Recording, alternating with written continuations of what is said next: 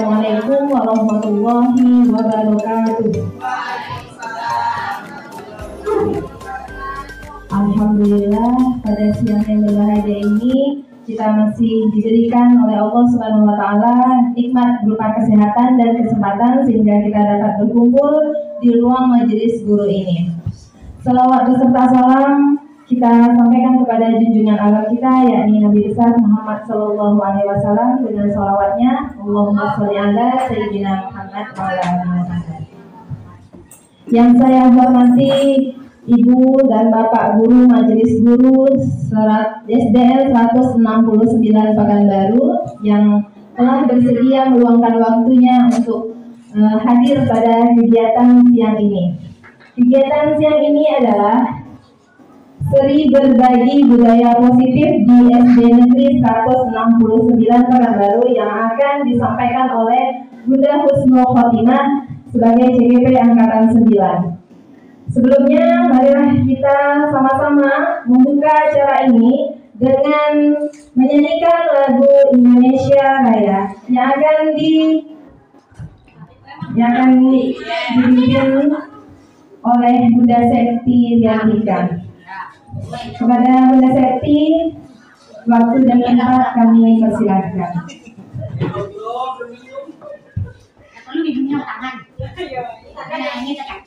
Hadirin dimohon untuk berdiri.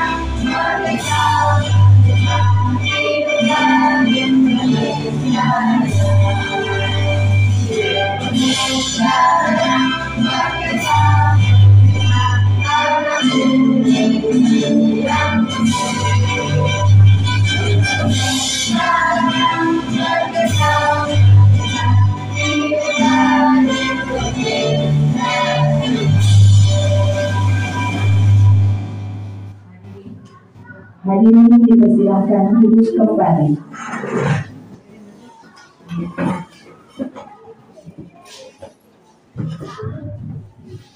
Selanjutnya kita beri kesempatan kepada Bunda Husnul Khotimah untuk menyampaikan sesi berbagi diseminasi budaya positif di SDN 169 Pekanbaru. Kita jemput Bunda Husnul Khotimah.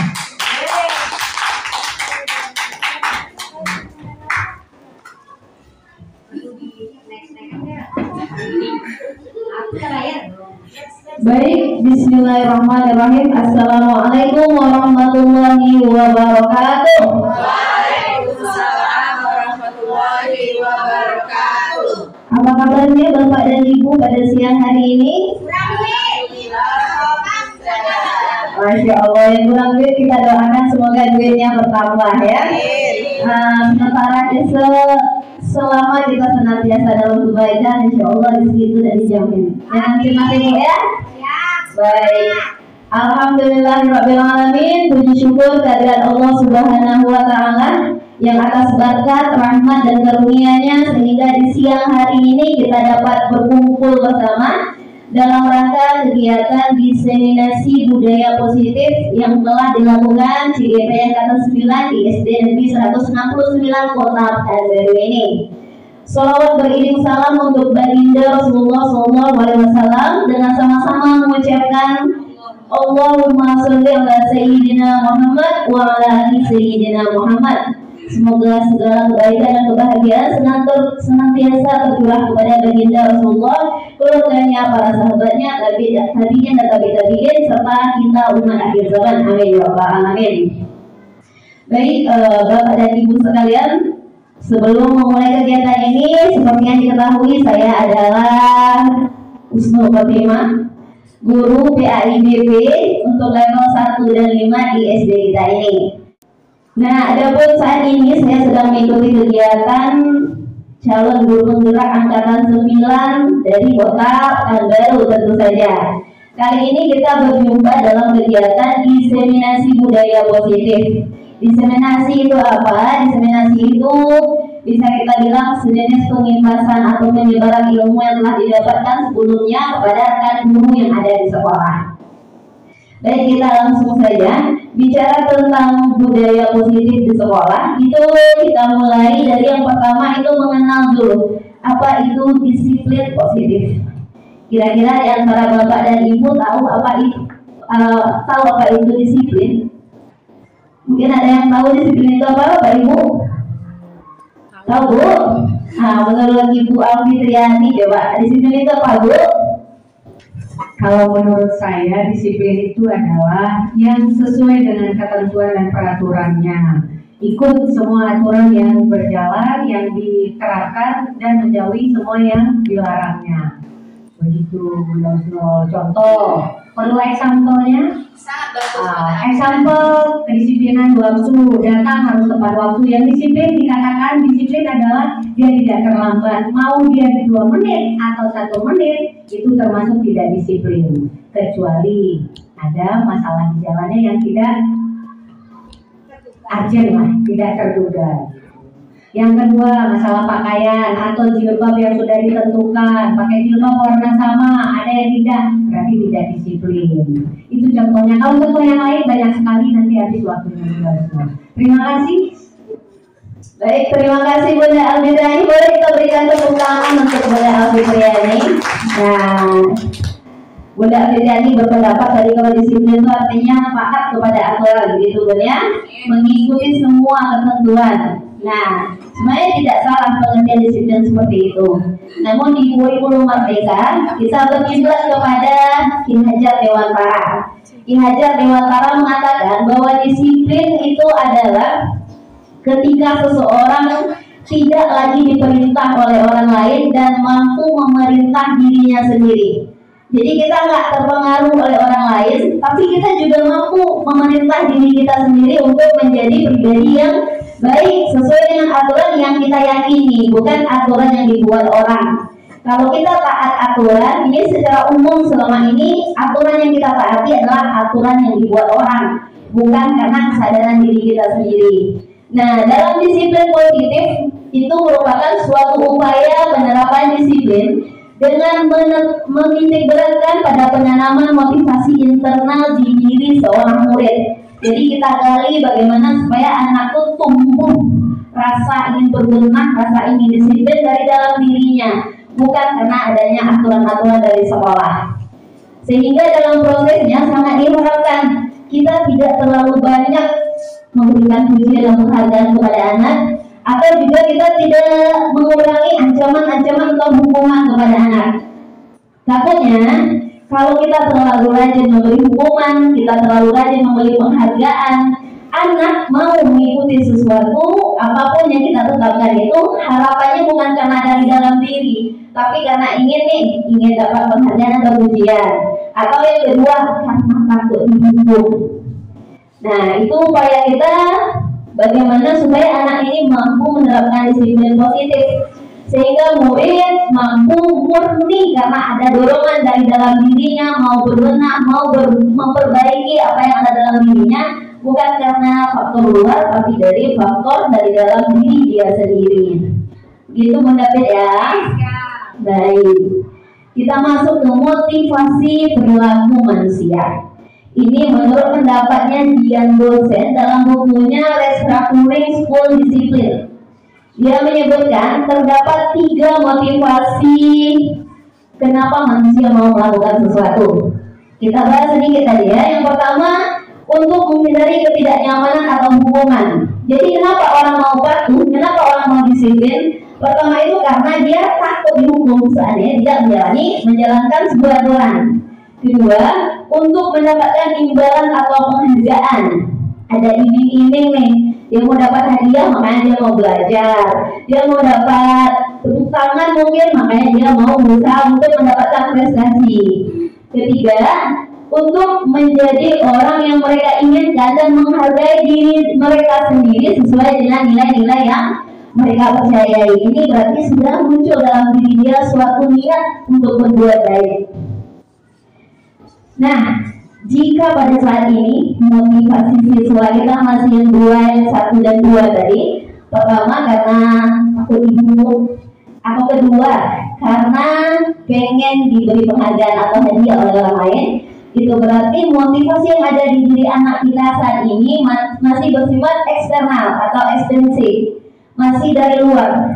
Karena mau dapat hadiah, karena takut hukuman, makanya mau melakukan sesuatu. Nah, harapan kita sebagai seorang pendidik tentu saja bagaimana supaya anak didik kita mampu melaksanakan sesuatu karena dorongan dari dalam diri dia sendiri. Karena dia percaya kalau kepada nilai-nilai kebajikan itu sendiri, sehingga memang terlihat dari dalam dirinya untuk berbenah diri, berbuat lebih baik lagi. Salah satu di antara yang bisa kita lakukan sebagai guru yaitu dengan seminimal mungkin menghilangkan yang namanya hukuman. Dan yang kedua, mengurangi terlalu banyak pemberian penghargaan. Jadi bukan tidak boleh nih kita memuji siswa, ngasih apresiasi atau penghargaan, tapi jangan berlebihan. Jangan sampai motivasi anak melakukan sesuatu tidak lebih daripada sekedar iming-iming dari pihak luar saja. Ini PR besar kita, Bapak dan Ibu sekalian. Berikutnya kita masuk kepada 5 kebutuhan dasar manusia. Setiap manusia ini bukan cuma murid, kita juga termasuk manusia. Kebutuhan manusia itu pertama untuk bertahan hidup. Ini berkaitan dengan fisik kita. Manusia itu semuanya pasti butuh bertahan hidup, butuh makan, butuh minum. Karena kita butuh duit dan segala macam yang membuat kita bisa bertahan hidup, bisa survive di dunia ini. Kedua, setiap manusia pasti butuh kasih sayang dan rasa penerimaan. Ketiga, manusia juga membutuhkan kekuasaan. Sekarang lagi musim pilpres ya, pileg dan segala macamnya. Makanya itu kan bukti kalau manusia memang ingin berkuasa, terlepas dari motivasi masing-masing positif atau negatif. Berikutnya yang ketiga, kesenangan. Tidak ada manusia yang tidak suka dengan kesenangan. Keempat, kebebasan. Semua manusia ingin bebas. Nah, apa gunanya kita mempelajari 5 kebutuhan dasar manusia? Untuk kita tahu bahwa pada dasarnya jika anak kita bermasalah, murid kita bermasalah di sekolah, penyebabnya pasti kemungkinan besar ya, pasti sebenarnya milik Tuhan ya. Kemungkinan besar karena ada di antara kebutuhan dasarnya yang tidak terpenuhi. Contoh, ada anak yang suka cari perhatian, berarti dia kurang si sayang barangkali di rumahnya. Atau ada anak-anak yang suka memerintah kawan-kawannya. Mungkin di rumah dia nggak bisa mengekspresikan diri itu, dia nggak bisa bebas dengan orang tuanya. Makanya di sekolah dia mencoba memainkan peran sebagai pemegang kekuasaan, suka nyuruh kawannya, suka terlalu mengambil alih dalam kerja kelompok sehingga kawan lain tidak mendapatkan kesempatan yang sama. Begitu juga dengan yang lainnya. Pada dasarnya apapun masalah yang timbul pada siswa kita, mari sama-sama kita teliti barangkali karena salah satu di antara kebutuhan dasarnya tidak terpenuhi. Bukan karena anak itu nakal, bodoh, mohon maaf segala bentuk hal-hal negatif yang kadang tidak terhindarkan kayak di kepala kita melihat apa yang dilakukan oleh murid-murid kita. Kelima, ini tentang 5 posisi kontrol.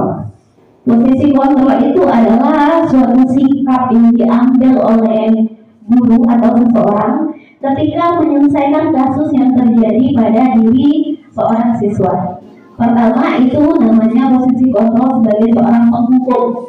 Apa itu penghukum? Yaitu orang yang kalau orang atau guru kita ya, kalau murid kita melakukan kesalahan maka gampang sekali itu kita langsung kasih hukuman. Contoh, murid terlambat, kita suruh berlari dari lapangan.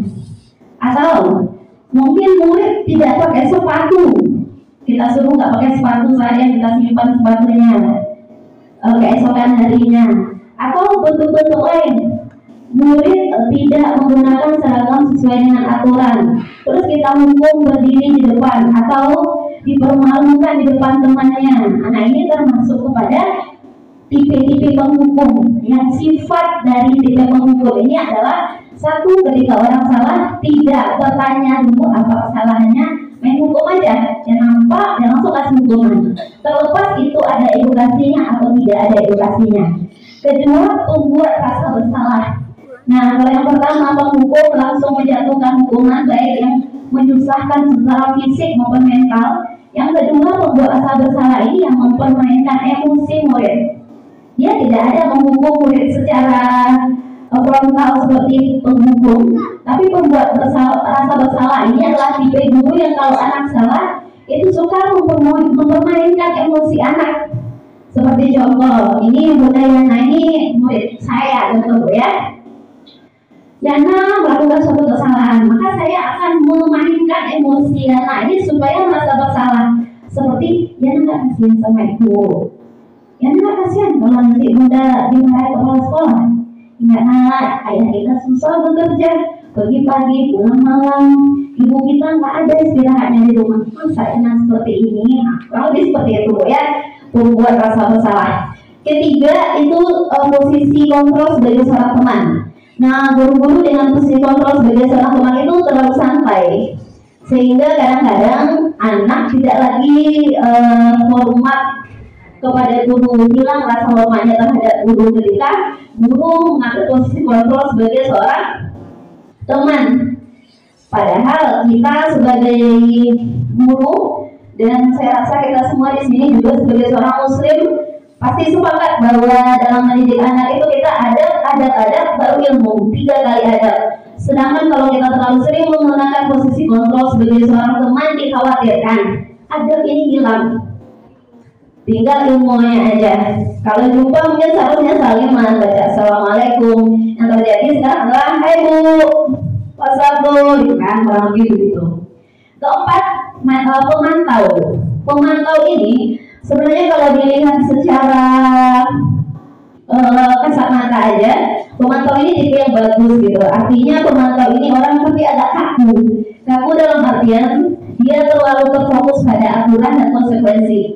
Jadi kalau seseorang melanggar, dia lihat aturan, apa konsekuensinya, langsung dieksekusi ketika itu. Contoh, hukuman untuk anak yang terlambat datang ke sekolah. Hukumannya adalah nanti ketika orang istirahat, dia tidak istirahat. Sebenarnya ini bagus kalau memang ada aturan seperti itu. Sebagai pengganti dia kehilangan waktu belajarnya tadi. Tapi ini menjadi kurang sempurna, kurang paripurna ketika kita nggak nanya dulu, kenapa kamu terlambat? Dia benar melaksanakan aturan, benar ada aturan seperti itu dan dia lakukan seperti itu. Tapi dia nggak nanya ke anak apa alasannya. Karena bagaimanapun kita harus fleksibel dalam beberapa hal. Barangkali anak ini memang terlambat bukan karena kesalahan dia. Barangkali memang ada hal-hal yang tidak terhindari di jalan atau di keluarga si anak. Kelima, posisi manajer. Nah, dalam posisi manajer ini adalah posisi yang diidam-idamkan oleh seorang guru. Karena di posisi manajer kita memainkan semua peran tadi dengan membagi proporsinya secara proporsional. Kita bagi proporsinya sesuai dengan yang semestinya.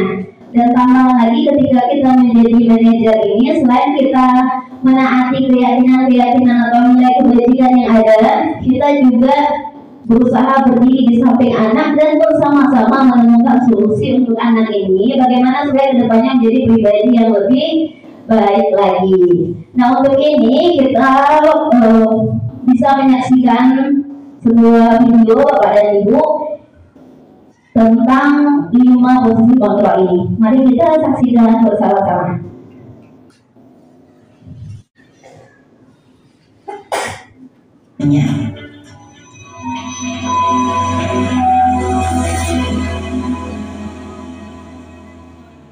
Lima posisi kontrol itu adalah: 1. Posisi penghukum, 2. Posisi pembuat merasa bersalah, 3. Posisi teman, 4. Posisi pemantau atau monitor, dan 5. Posisi manajer. Untuk lebih memahami kelima posisi tersebut, mari kita saksikan kasus Naren yang terlambat hadir 20 menit di sekolah dan melihat bagaimana kelima posisi kontrol dalam menghadapi masalah tersebut.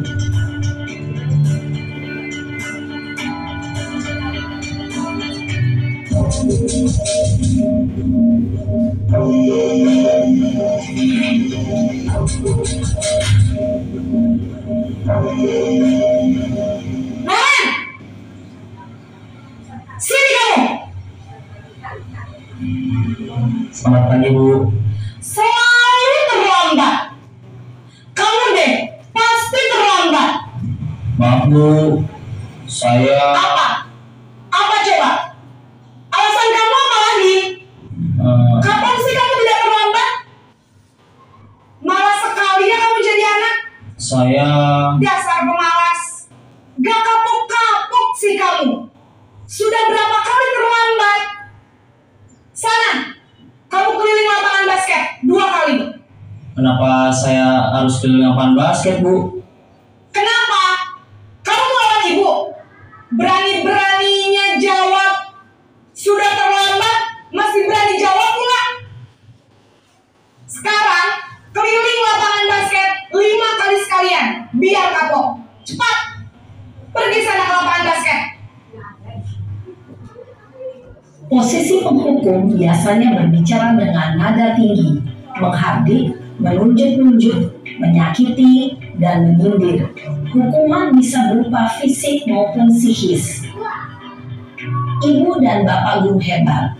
Dampak yang terjadi pada murid ketika guru berada pada posisi penghukum adalah murid cenderung akan memberontak, bahkan menyimpan dendam.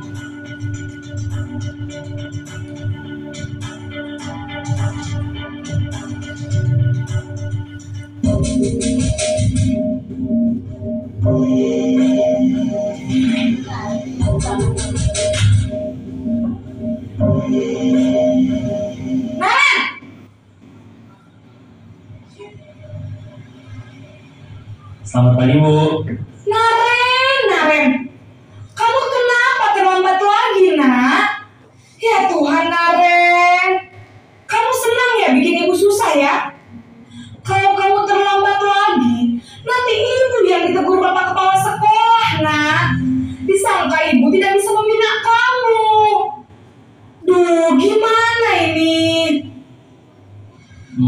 Maaf, Bu. Duh, Gusti Naren, kamu suka ya kalau ibu ditegur bapak kepala sekolah? Terus, sekarang ibu harus tulis apa yang di buku absen? Ini kamu sudah sering terlambat loh. Ibu harus apa coba? Maaf, Bu. Maaf sekali. Ya sudah, lain kali jangan bikin ibu susah lagi ya, nak ya. Ibu tidak akan kuat lagi kalau kamu begini terus. Bisa jantungan kalau ibu ditegur bapak kepala sekolah. Sana cepat ke kelas. Maaf ya, Bu. Maaf sekali. Posisi pembuat rasa bersalah berbicara dengan nada tenang, cenderung lembut. Namun kata-kata yang diutarakan membuat murid merasa menjadi orang yang gagal, memandang buruk dirinya sendiri, merasa tidak berharga, dan tidak sanggup membahagiakan orang lain.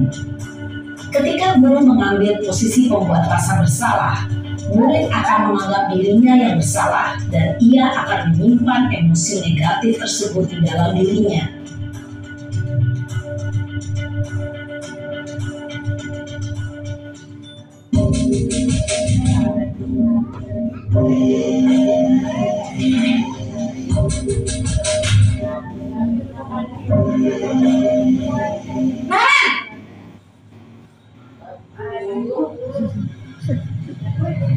Selamat pagi, Bu. Wah, sudah jam berapa ini, Nak? Terlambat lagi ya, sayang. Iya, Bu. Habis ibu saya lupa bangunkan saya, Bu. Kamu malah menyalahkan ibu kamu. Kamu bukannya anak yang larinya paling kencang. Kok terlambat sih? Iya, Bu. Saya memang terlambat bangun tadi. Jadi, biarpun saya lari kencang, tetap gak kejar, Bu. Ya sudah sana. Nanti lain kali larinya lebih kencang lagi ya. Biar gak terlambat lagi. Bikin seneng ibu. Demi ibu. Bisa kan?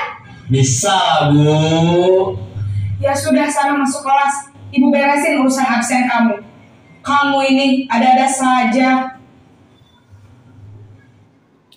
Dalam posisi teman, guru berbicara dengan nada suara ramah, akrab, cenderung bersenda gurau untuk menjaga suasana tetap santai. Murid akan merasa senang, aman, dan akrab dengan guru. Identitas yang tercipta adalah identitas sukses atau berhasil. Namun, perlu diingat, karena ini masih dorongan eksternal, maka ada faktor ketergantungan dari murid kepada orang tertentu. Di sini, guru absennya, sehingga di lain waktu, murid bisa berperilaku baik, namun hanya kepada orang-orang tertentu saja.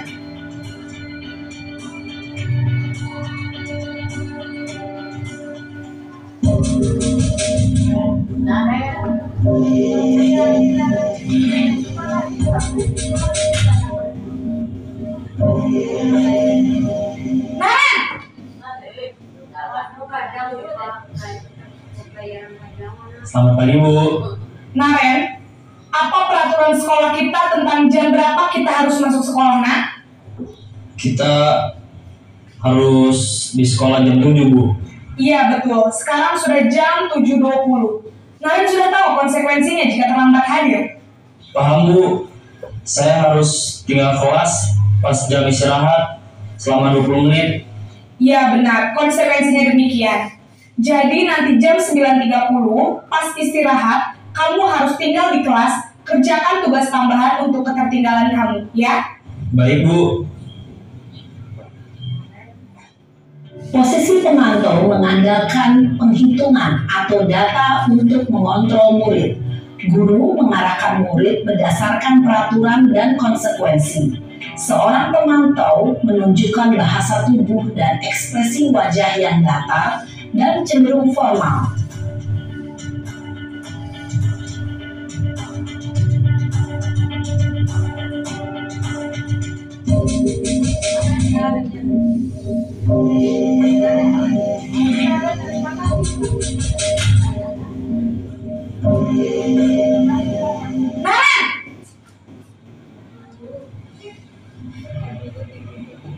Selamat pagi, Bu. Selamat pagi, Naren. Maaf, Bu.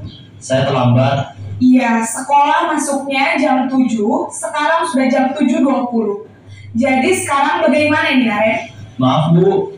Saya lupa setel alarm saya semalam. Baiklah, menurut kamu, keyakinan sekolah yang mana yang perlu kamu tingkatkan? Menghargai diri sendiri dan orang lain mungkin, ya, Bu. Setuju. Jadi, apakah Naren meyakini prinsip saling menghormati tersebut? Iya, Bu. Saya meyakininya.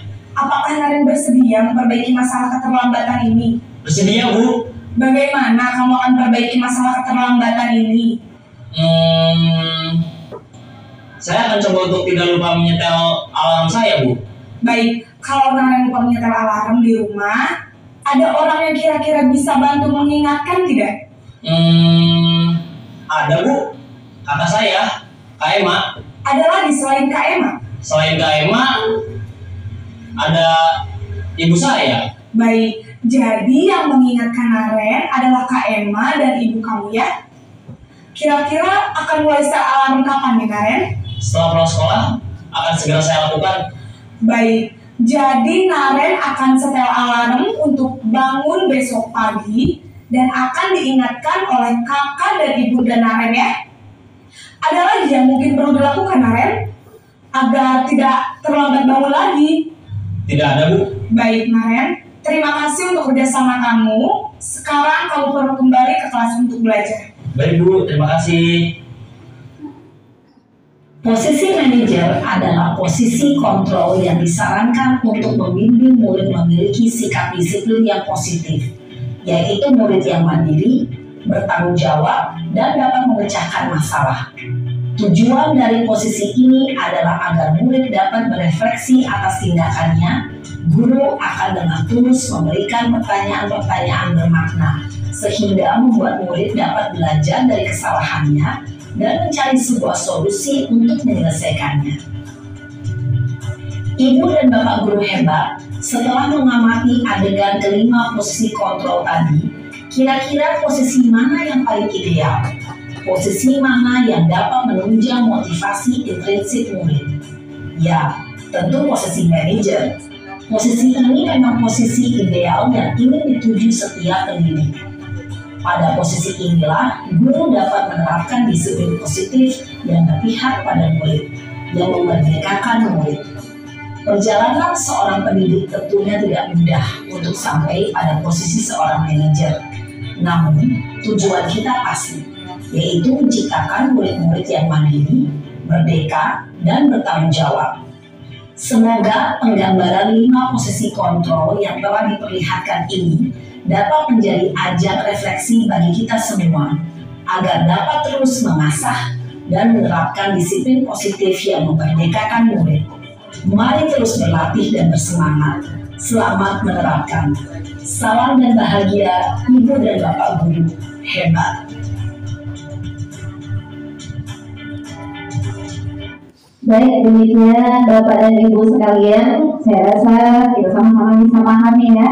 Kurang lebih begitulah penjelasan dari 5 posisi kontrol yang telah disebutkan barusan, dan kita semua berharap kemudian kita bisa sampai kepada posisi kontrol sebagai seorang manajer. Amin ya robbal alamin. Suatu posisi di mana guru berbuat sesuatu bersama dengan murid, mempersilahkan murid mempertanggungjawabkan perilakunya, serta mampu mendukung murid agar dapat menemukan solusi atas permasalahannya sendiri.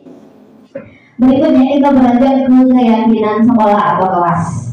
Nah, dalam kurikulum Merdeka sekarang kita diajarkan untuk tidak lagi memperkenalkan yang namanya peraturan. Kita diajak untuk membuat keyakinan. Apa beda peraturan dengan keyakinan? Pertama, secara redaksional, kata-kata peraturan seringkali bentuknya berupa larangan. Nah, kalau keyakinan itu lebih kepada kata-kata positif atau kesepakatan bersama tentang nilai-nilai kebajikan yang sama-sama kita yakini adanya. Nah, khusus untuk keyakinan sekolah atau kelas ini, di sekolah ini kita ada 3 orang CGP, Bu ya. Di luar saya ada Bunda Nurefni dari angkatan 8, Bunda Yusminati dan Bunda Nurhalini dari angkatan 9. Dan mereka bertiga, beliau-beliau ini adalah guru kelas yang memang membuat keyakinan kelas di dalam kelasnya masing-masing. Nah, karena saya guru bidang studi yang masuk ke dalam kelas, di mana di kelas itu sudah ada keyakinan kelas, maka saya tidak membuat keyakinan kelas lagi. Namun, secara sederhana, beda aturan dengan keyakinan kelas selain di redaksinya adalah peraturan itu dibuat oleh satu pihak saja. Artinya, ketika kita ada aturan dalam kelas, aturan itu dibuat dari pihak guru aja. Anak-anak tinggal mengikuti dan mematuhinya. Berbeda dengan keyakinan kelas. Keyakinan kelas adalah sejumlah kata-kata positif yang lahir dari kesepakatan bersama antara guru dengan siswa, antara guru dengan murid, sehingga apabila murid melanggar keyakinan kelas ini, sesungguhnya dia tidak sedang melanggar aturan siapapun. Dia hanya melanggar keyakinan yang ada di diri dia sendiri. Kurang lebih seperti itu keyakinan kelas, Bu. Dan karena saya tidak membuat keyakinan kelas, maka di sini akan saya sampaikan bahwa dalam budaya positif saya memang tidak menciptakan keyakinan kelas, hanya saja karena saya lihat keyakinan kelas sudah ada di kelas-kelas yang saya ajar, hanya saja yang kurang dari anak didik kita ternyata kesadaran untuk mau menjalankan keyakinan kelas itu tadi.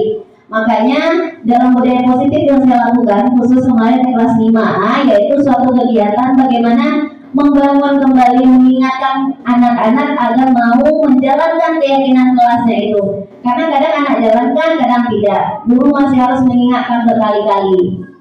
Nah, berikut keyakinan kelas yang telah saya lakukan di kelas 5A.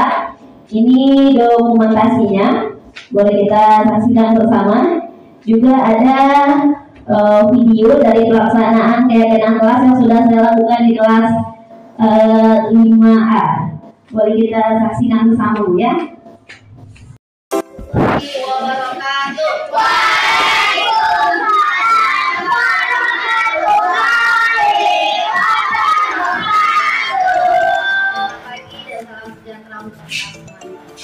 Sebelum kita mulai pembelajaran hari ini, boleh tepuk semangat.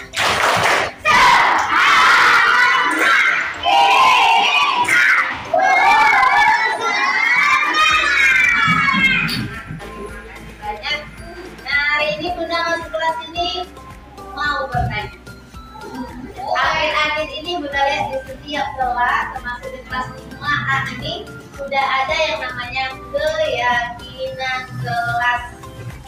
Ada keyakinan kelas di sini? Ada. Diberikan oleh wali kelas masing-masing untuk membuat keyakinan kelas. Betul? Sudah baca keyakinan kelasnya ya. Nomor 1, kita bersikap baik dan jujur. Nomor 2, kita saling menghormati. Nomor 3, kita saling mendengarkan. Nomor 4, kita mengucapkan tolong dan terima kasih. Nomor 6, mohon maaf, nomor berapa lagi ya? 5. Nomor 5, kita mengikuti pembelajaran dengan semangat dan gembira. Nomor 6, kita menjaga kebersihan kelas, sekolah, dan baju. Terakhir, mengikuti pembelajaran tepat waktu. 1, 2, 3, 4, 5, 6, 7. Ada 7 poin keyakinan kelas kita. Keyakinannya bagus semua. Apakah membuat keyakinan ini udah yakin dari dalam hati? Sudah belum? Ada yang sudah, ada yang belum. Kenapa Bunda bertanya seperti itu? Karena Bunda rasa ternyata masih banyak yang belum yakin dengan keyakinan kelasnya sendiri. Masih banyak yang melanggar, kan? Iya. Nah, Bunda perhatikan di depan, Bunda tulis berapa semua keyakinan kelas kita? 1, 2, 3, 3, 4, 5, 6, 7. Untuk apa Bunda bikin 7 ini? Untuk mengecek, karena masih banyak yang belum mematuhi aturan kelasnya. Bunda mau lihat bagian mana yang paling banyak kita langgar ternyata. Bagaimana caranya? Silakan masing-masing kamu ambil sedikit note di depan ini. Kamu tuliskan bagian mana yang kamu langgar. Contoh, nomor 1, kita bersikap baik dan jujur. Ternyata kamu melanggar nomor 1. Kamu ambil 1, tempelnya di nomor 1. Kalau ternyata yang kamu langgar nomor 3, kamu tulis nomor 3 itu tempel di nomor 3. Bagaimana kalau yang kamu langgar 3, 4, 5, 6, 7, ambil 7 sendirinya. Udah sih nggak ada yang sampai 7 ya. Kalau nggak yakin boleh, tapi nggak yakinnya 1, 2 lah, nggak semua yang tidak yakin. Baik, mulai dari sekarang boleh diperhatikan ke depan lagi keyakinan kelasnya. Bagi yang lupa, ambil kertas ini, ditempel di depan. Silakan dengan rapi dan tertib ya.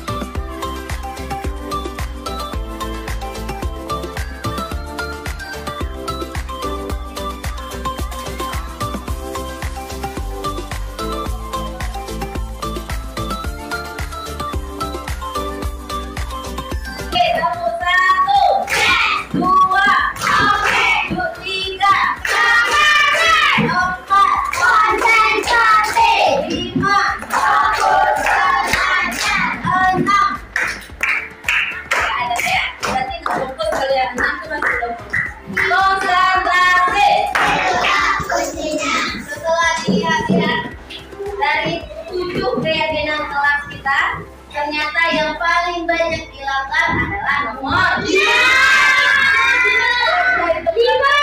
Nomor 1 itu pertama.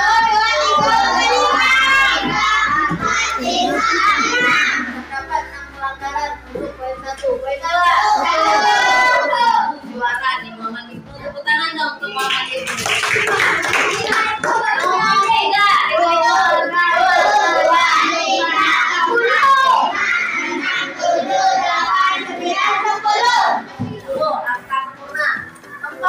tidak ada. 5 kita itu 5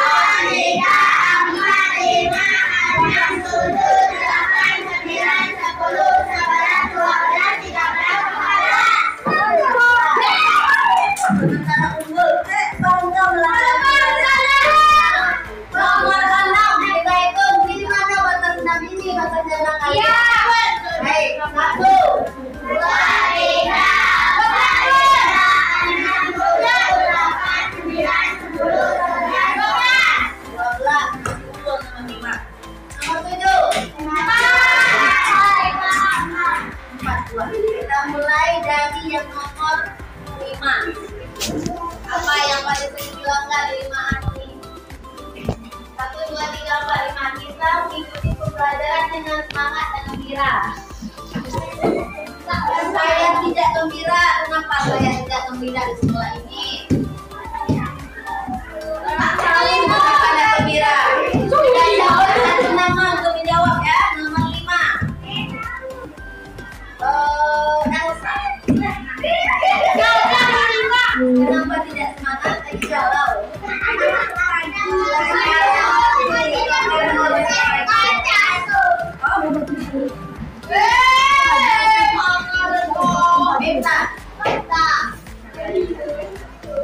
Nah, oke. Besok masuk pagi itu harusnya lebih semangat daripada masuk siang.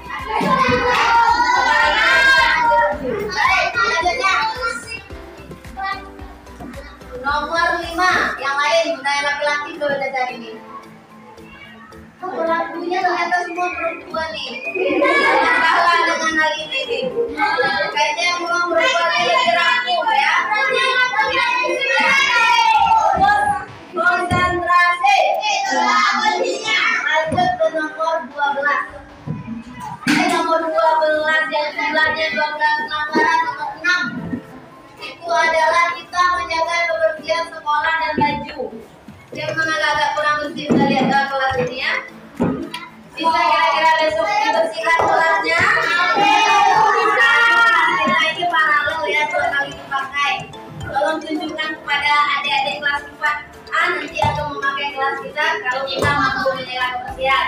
Bisa kira-kira? Bisa. Bisa kira-kira? Bisa. Kurang semangat. Bisa kira-kira? Iya.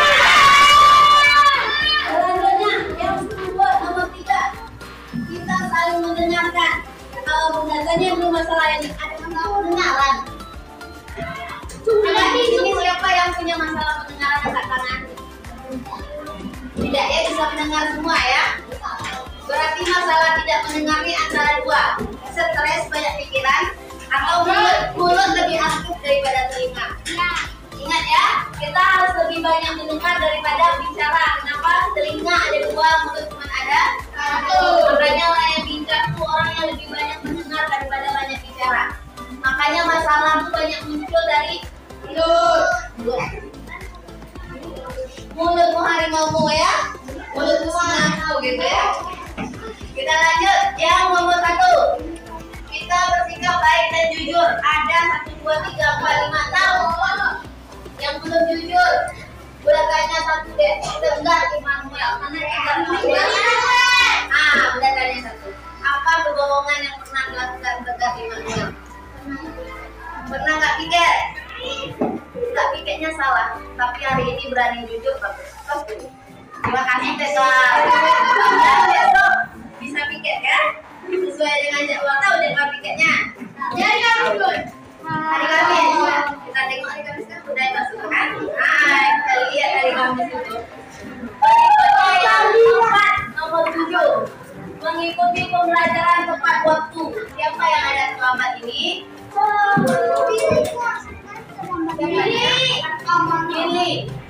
Kenapa ingin terlambat ke sekolah? Susah dibangunin. Susah dibangunin. Tidur jam berapa, Fir? Tidur jam berapa? Angka jam 1 gitu. Tolonglah cepat tidurnya besok ya. Berarti masalah malam di rumah. Akhir, sampai bukan sekolah. Yang ada pelanggaran kemampuan kita saling menghormati. Itu. Siapa yang kayak menghormati sekolah ini?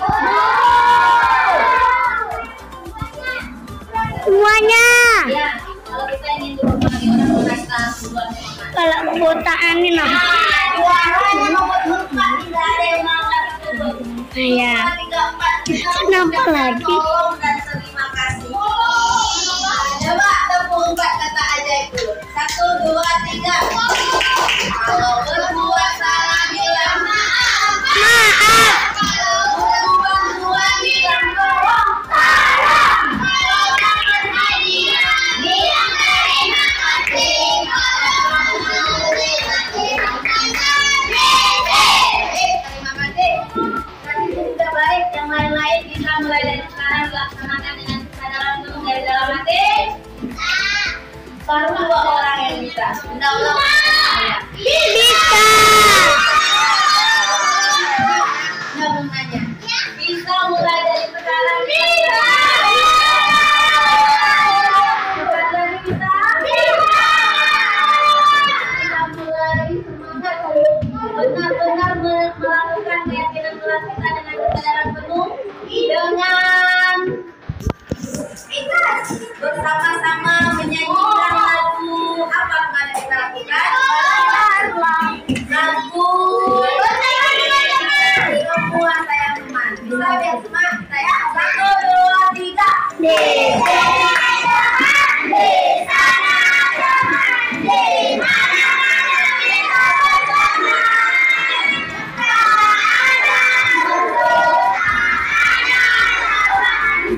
Semuanya saling menyayangi. Kita berkumpulan, saling tolong dan sayang dengan teman. Kita berkumpulan, saling tolong dan sayang dengan teman. Jangan dibully. Jangan lupa jangan lupa menghakimi. Jangan lupa saling maki.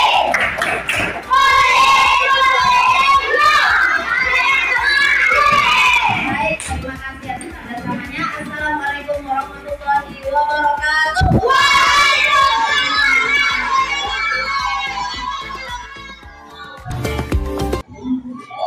Baik, demikian Bapak Ibu ya.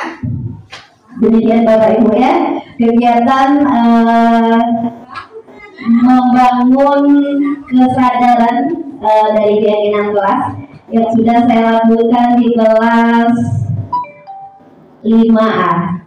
Barangkali Bapak dan Ibu sekalian, jika wali kelas nanti bisa membuat keyakinan kelas di kelas yang belum ada keyakinan kelasnya, atau bagi guru bidang studi, mari kita yuk sama-sama kita sama-sama mengingatkan anak kembali agar timbul kesadaran di diri anak-anak kita agar mampu mematuhi dan mengikuti keyakinan-keyakinan kelas yang telah dibangun bersama, kesepakatan kita bersama. Berikutnya kita masuk ke poin ketiga, yaitu tentang poin berikutnya yaitu tentang segitiga restitusi. Sebelum kita masuk ke segitiga restitusinya, kita bahas dahulu apa itu restitusi.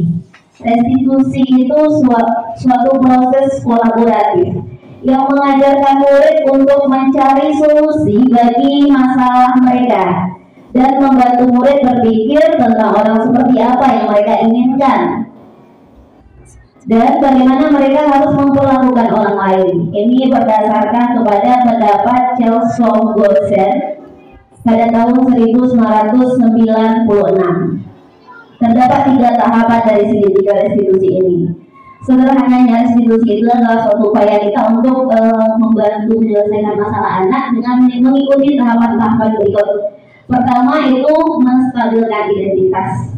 Menstabilkan identitas itu adalah suatu kegiatan yang kita lakukan saat anak salah, kita tanya alasannya, terus kita mendukung anak itu. Artinya kita tidak menyalahkan anak itu sepenuhnya, kita beri pemahaman bahwa dia salah, tapi kita menyatakan ketersediaan kita untuk berada di samping dia melewati masa yang sulit itu, bahwa bukan dia satu-satunya yang pernah salah, bahwa kesalahan tidak harus membuat mental kita down, karena barangkali itu kegiatan menstabilkan identitas dalam tahapan segitiga restitusi.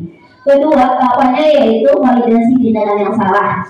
Validasi tindakan yang salah itu adalah bagaimana kita memastikan apa betul sih masalah yang dihadapi oleh anak itu. Jangan sampai kita bertele-tele jauh ke ujung menyelesaikan masalah, ternyata kita salah paham tentang apa yang sebenarnya terjadi. Serta yang ketiga, ketika seseorang anak melanggar suatu keyakinan, kita tanya ke anak itu sendiri, jangan kita yang menyampaikan apa yang keyakinan yang dia langgar, karena ini tentang keyakinan dia, bukan tentang keyakinan kita. Jadi kita tanyakan ke anak itu, keyakinan apa yang dia telah langgar ke diri dia, kesalahan apa yang telah dia buat, dan bersama-sama mengajak anak mencari solusi dari masalah yang telah mereka lakukan tersebut. Sederhananya yang pertama, kita ikut berdiri di samping anak, mendukung anak untuk sama-sama bangkit. Jadi ketika anak salah, pertama kali kita stabilkan dulu identitasnya. Jangan kita membuat dia down, menekan dia hanya karena dia berbuat salah. Kedua, kita pastikan apa kesalahannya.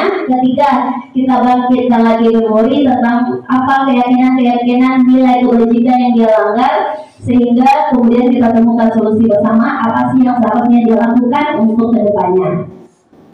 Nah, khusus untuk segitiga restitusi ini saya telah melakukan dua skenario restitusi. Yang saya lakukan pertama itu dengan Ananda Nilamsari dari kelas 5A. Kasusnya yaitu sekitar tidur di dalam kelas karena lama tidurnya. Lama tidurnya ini disebabkan oleh sering bermain game sampai tengah malam karena kecanduan game. Kedua itu pada Ananda Wildan dari kelas 5D yang sering lupa memotong bukunya. Berikut kita saksikan videonya Bapak dan Ibu sekalian.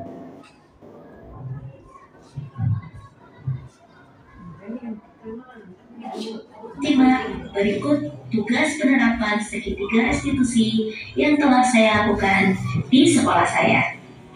Assalamualaikum.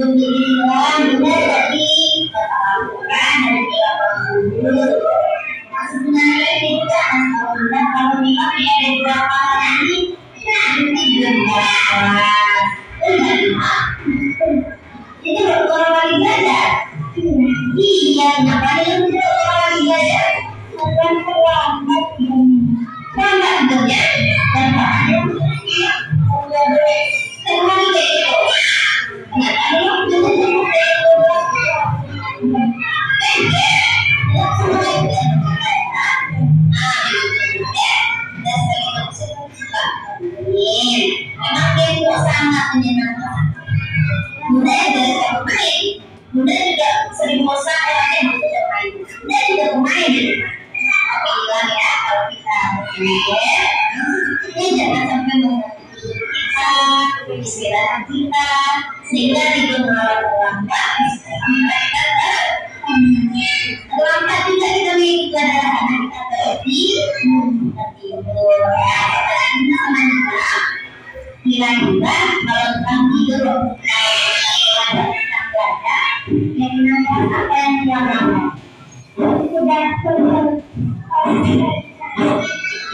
Tidak konsentrasi dalam belajar, tidak semangat juga. Sudah dengan kelas kita ya, jika dengan kelas kita di 5 karena kita harus Berkonsentrasi untuk belajar. Semangat. Jadi kalau bilang betul berarti enggak aturan dan keyakinan kelas kita ya. Nah, jadi gimana kedepannya supaya kita menjaga Islam?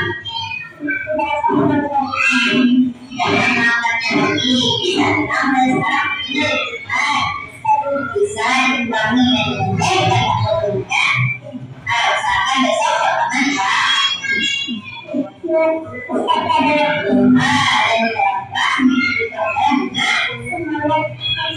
semangat dan konsentrasi bagus kesenangan. Baik, terima kasih ya. Assalamualaikum warahmatullahi wabarakatuh. Nah,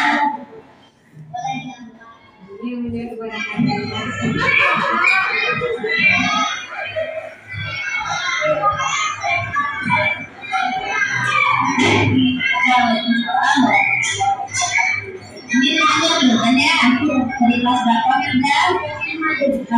Ya, apa kabar pindah? Baik, sehat pindah. Alhamdulillah.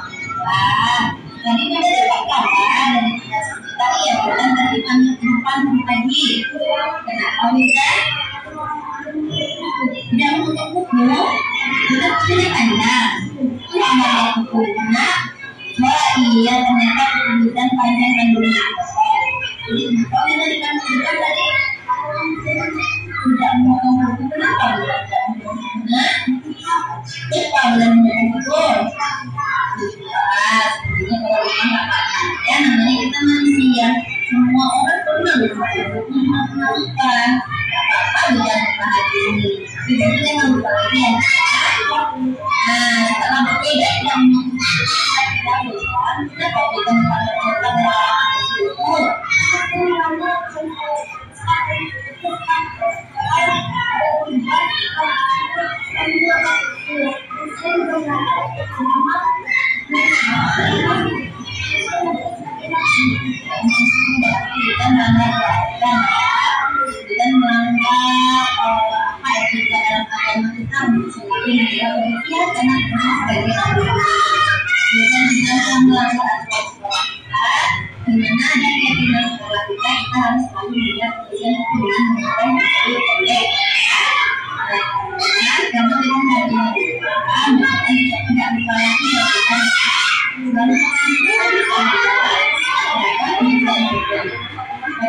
Terima kasih banyak ya, sudah semakin Baik, terima kasih. Demikian Ibu-ibu dan Bapak sekalian, dua contoh penanganan kasus restitusi dengan menggunakan tahapan segitiga restitusi yang telah saya lakukan di SD kita ini. Mudah-mudahan menginspirasi dan kita bersama-sama dapat melaksanakannya dan mempraktekkan posisi manajer dalam kehidupan kita sehari-hari. Amin ya Rabbal Alamin. Berikutnya ini sedikit informasi aja. Kami di CGP Angkatan 9 itu sampai saat ini baru selesai menyelesaikan modul 1. Di modul 1 ini terdapat 4 subbagian. Pertama modul 1.1 tentang filosofi pemikiran Ki Hajar Dewantara. Kedua modul 1.2 tentang nilai dan peran guru penggerak. Ketiga modul 1.3 tentang visi guru penggerak. Keempat tentang modul 1.4 mengenai budaya positif. Sederhananya di modul 1.1 tentang filosofi pemikiran Ki Hajar Dewantara, kita harus berpikiran sama-sama berjibaku untuk menciptakan pendidikan yang berpihak kepada murid. Mulai dari sekarang di kurikulum Merdeka kita diperkenalkan bahwa pendidikan adalah tentang murid dan murid. Tidak ada yang perlu kita paksakan kepada murid karena pada dasarnya setiap murid sudah punya bibitnya masing-masing, sudah punya bakat dan minatnya masing-masing. Jadi jangan paksakan anak mengikuti bakat dan minat kita. Kedua, yaitu tentang peran kita sebagai seorang guru, di mana sebagai seorang guru pada dasarnya kita bukan hanya bertugas untuk menyampaikan informasi atau menyampaikan teori kepada anak-anak kita, materi saja, tapi sebagai guru tugas kita adalah menuntut tumbuh kembangnya kodrat alam yang ada pada diri anak. Kodrat alam berarti bakat dan minat yang sudah ada di diri mereka. Dan satu lagi, kita harus berbenah diri juga untuk mampu adaptif dengan dunia sekarang. Karena bagaimanapun murid yang kita didik sekarang itu kita didik bukan untuk hidup di zaman kita. Mereka hidup di zaman mereka sendiri, maka persiapkanlah mereka untuk hidup di zaman mereka. Jangan lagi kita berkaca dengan pendidikan kita di era 90, 2000-an atau 80-an. Dimana ketika itu kita dididik bukan untuk menghadapi masa digitalisasi seperti sekarang. Akan tetapi anak kita sekarang, hidupnya sekarang di masa kanak-kanak saja sudah hidup dalam era modernisasi dan digitalisasi yang sangat global sifatnya. Karena itu kita harus mempersiapkan dia sesuai dengan kuadrat zamannya. Jangan lagi terpaku dengan metode-metode lama. Mari kita mulai membuka cakrawala kita agar mampu beradaptasi dengan hal-hal yang baru. Ketiga, tentang visi guru penggerak di modul 1.3 ini, guru penggerak diajak untuk membuat visi sekolah mereka masing-masing, di mana ketika berbicara tentang visi, apa yang jauh ke depan, harapan yang kita inginkan untuk siswa kita, maka buatlah visi yang indah. Berimajinasilah sebagus-bagusnya, setinggi-tingginya, seluas-luasnya, dan hasil banyak-banyaknya. Yang namanya bermimpi harus setinggi-tingginya, sebagus-bagusnya, seindah-indahnya, karena bermimpi itu gratis, Bu ya. Nah, terkait dengan cara mendapatkan mimpinya, itu baru realistis, Bu.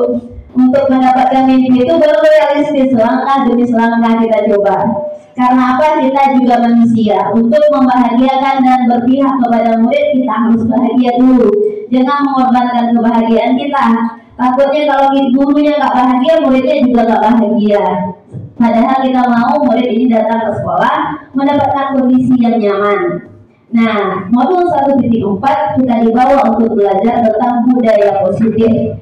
Di modul 1.4 ini, semua yang kita pelajari tadi dikoneksikan menjadi satu.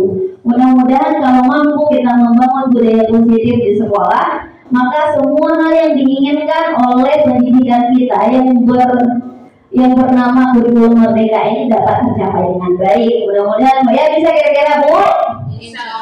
Insya Allah, Bu ya.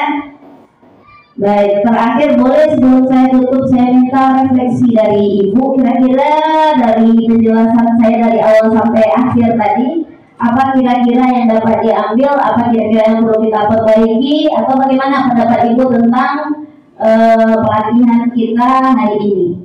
Ada Bu yang mau menyampaikan pendapatnya tentang materi yang saya sampaikan tadi? Silakan Bu Dayus.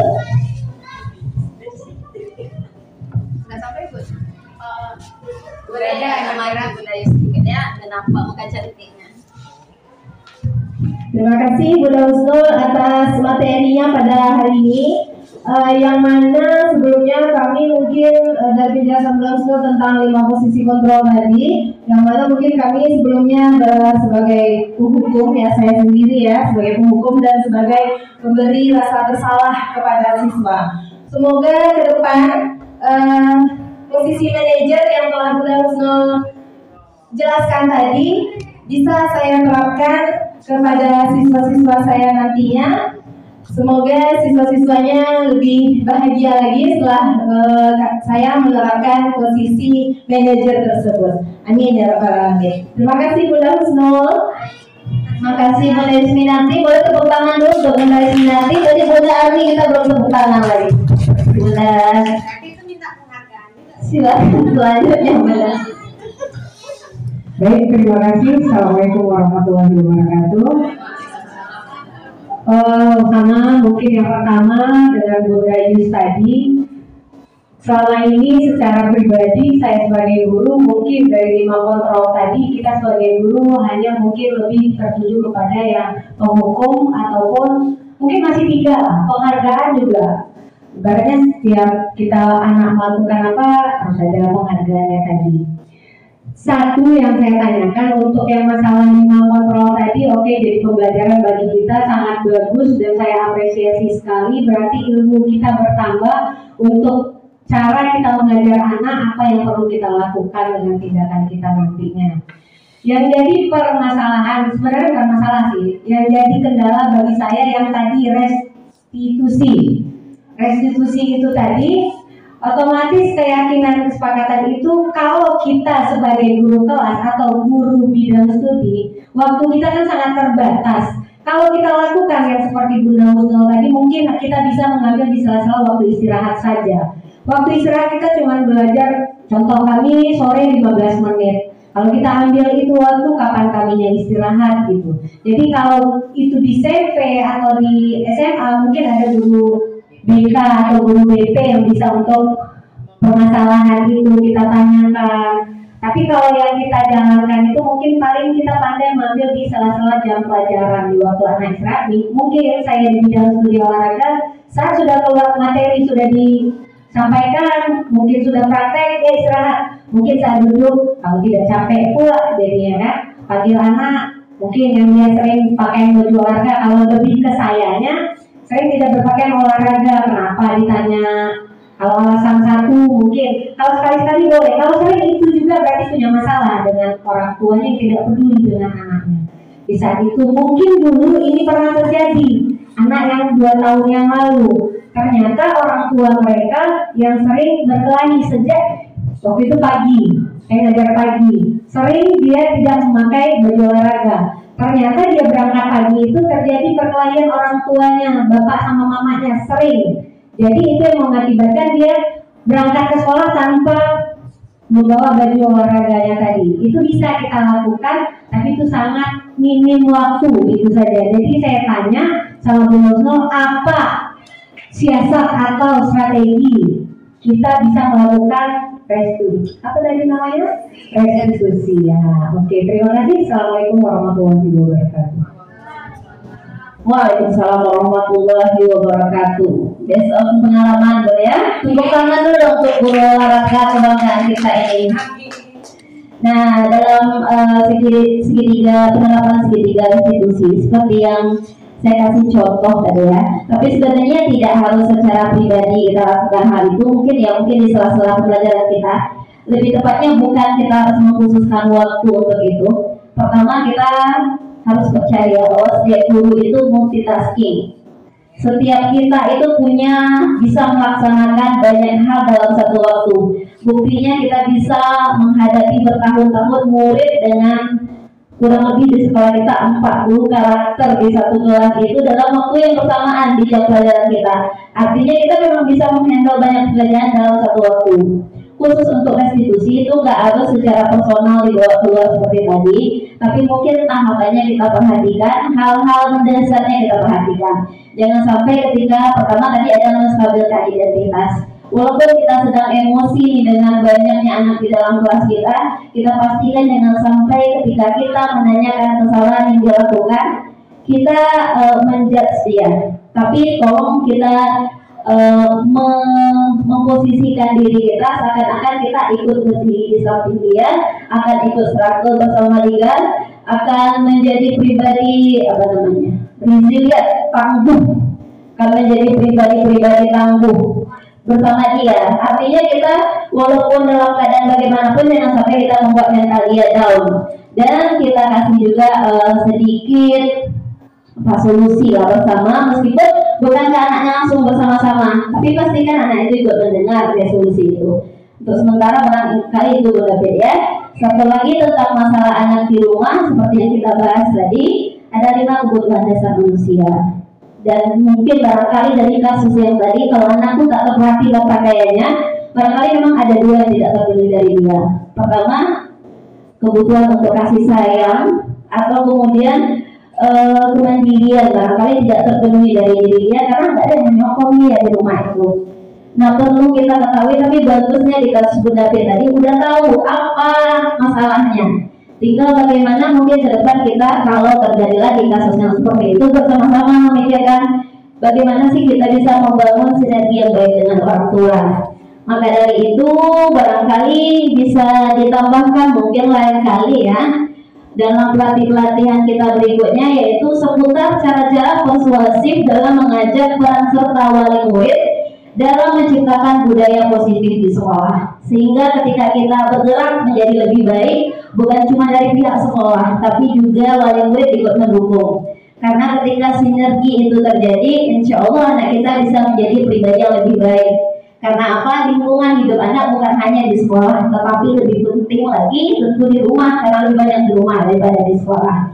Barangkali demikian Bapak Ibu, sebelum saya tutup, boleh kita bersama-sama dengan semangat, tangannya dikepalkan di atas. Kalau saya bilang nanti guru bergerak, maka semuanya bilang tergerak, bergerak, menggerakkan. Tergerak, bergerak, menggerakkan. Baik, guru bergerak, tergerak, bergerak, menggerakkan. Baik, barangkali demikian, semoga dapat memberi pengaruh positif untuk kita. Mohon maaf jika ada salah kata dan penyampaian. Wabillahi taufiq wal hidayah. Assalamualaikum warahmatullahi wabarakatuh. Waalaikumsalam warahmatullahi wabarakatuh.